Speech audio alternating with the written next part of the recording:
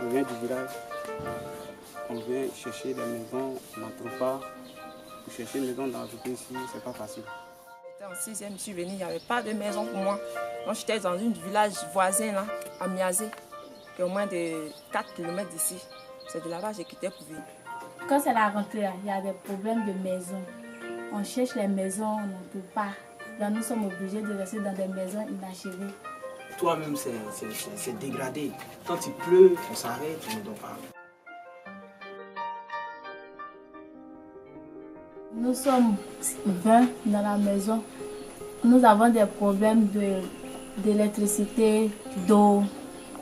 On ne peut rien faire, puisqu'ils n'ont pas de l'argent. S'ils avaient de l'argent, au moins, il y a des villages qui sont ici. Ils pourraient nous mettre là-dedans, mais puisqu'ils n'ont pas les moyens. Donc nous sommes obligés de rester dans les mêmes conditions. La chambre est petite et nous vivions à 6. L'an passé, on était 11 dans la chambre. C'était un peu difficile, mais cette année, c'est un peu amélioré, mais c'est vraiment pas la peine. Ta petite chambre là, c'est genre comme il y a la cuisine, il y a la chambre à dormir, salle à manger en même temps, toute la petite chambre là. On est obligé de dormir avec les filles.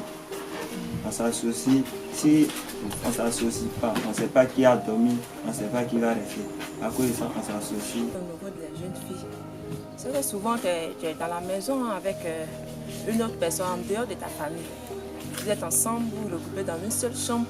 Souvent ça apporte vraiment des dégâts. Dans une maison ou dans une chambre avec des filles mélangées, c'est difficile parce que la condition de vie des filles et des garçons ne sont pas les mêmes.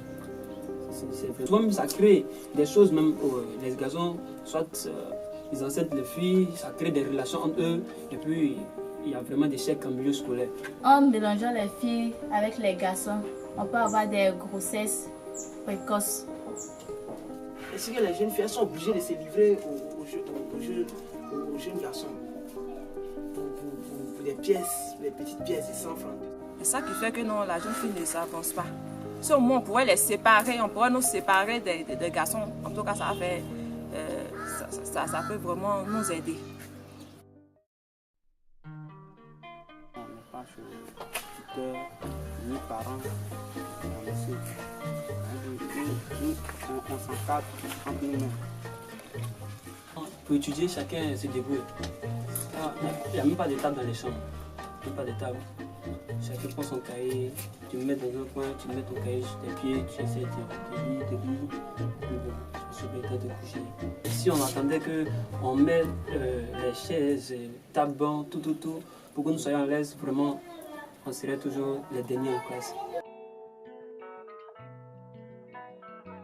Tu es obligé de te débrouiller à chaque moment, passer ici, la journée. Tu es obligé même de la journée de ne pas te reposer, bosser plus que la nuit, il n'y a pas courant pour étudier. Donc on se déplace, on se met en bas d'un lampadaire, on se regroupe là pour étudier.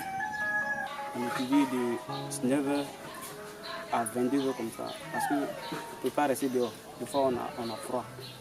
Maintenant on rentre vite. Après pour étudier, on a beaucoup de difficultés.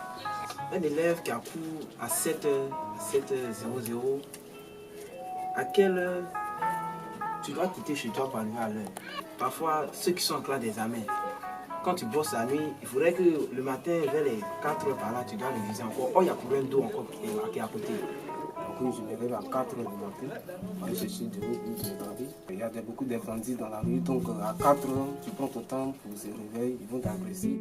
Comme truc, on n'a pas les moyens de transport, ça fait que chaque fois, on se lève très tôt pour reprendre ce qu'on a bossé, puis on se lave.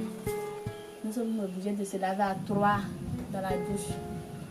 Même il y a des garçons aussi qui se lavent à côté. Parce que si on ne fait pas ça, nous pouvons rester aussi en retard beaucoup.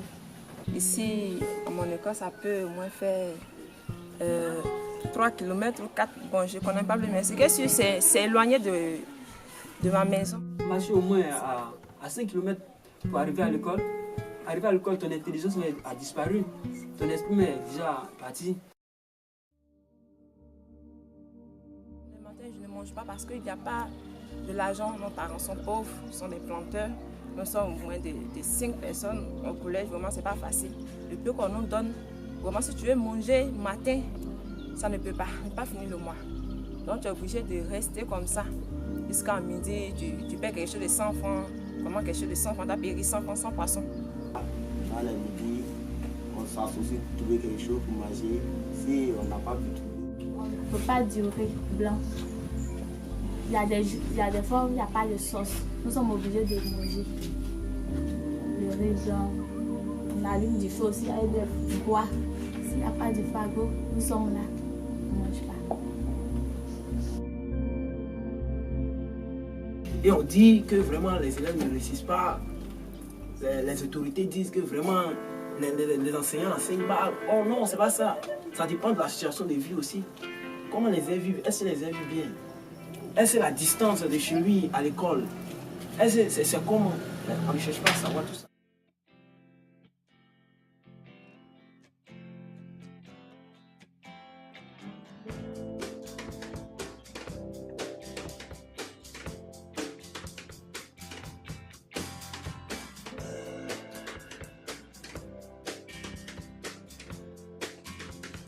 Oui, si j'ai reçu mon examen, je vais continuer l'école.